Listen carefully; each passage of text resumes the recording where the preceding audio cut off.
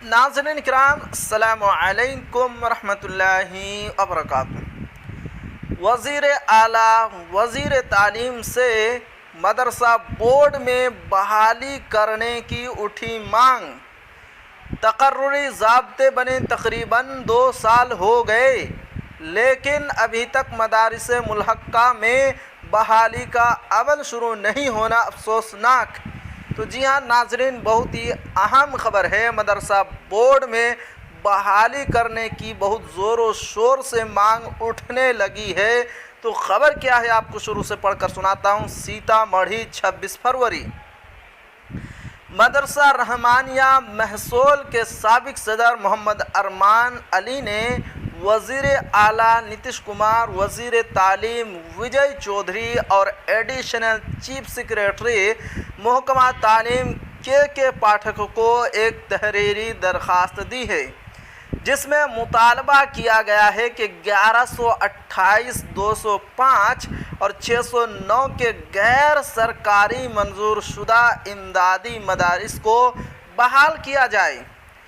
मदरसा teacher की तकर्रुरी के कवाइद 2022 को मेमोरेंडम नंबर 395 मोरखा 19 अप्रैल 2022 के ज़रिया जारी किया गया है, जिसके मुताबिक मदरसा में असातिज़ा गैर तदरीसी अमले की बहाली के लिए हुकूमती सतह पर या बिहार स्टेट मदरसा एजुकेशन बोर्ड पटना को एक वेब पोर्टल बनाना होगा।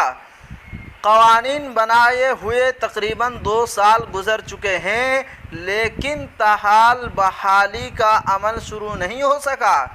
सीतामढ़ी ज़िला समेत रियासत भर के मदारिस असातिज़ा हर माह रिटायर हो रहे हैं, जिसकी वजह से मदारिस के तलबा तालीम से महरूम हो रहे हैं। इसलिए मदारिस में जल्द बहाली का अमल शुरू करना बहुत ज़रूरी है। तो जी हाँ नाजरीन, ये थी आज की बहुत ही अहम ख़बर मदरसा बोर्ड में असातिज़ा की बहाली को लेकर। आखिर में आपसे एक छोटी सी गुजारिश है कि अगर आप हमारे चैनल पर नए हैं तो हमारे चैनल को ज़रूर सब्सक्राइब कीजिए और बेल आइकन के घंटे को भी ज़रूर दबा दीजिए, क्योंकि मैं आपके लिए इसी तरह की ख़बरें लेकर आता रहता हूँ।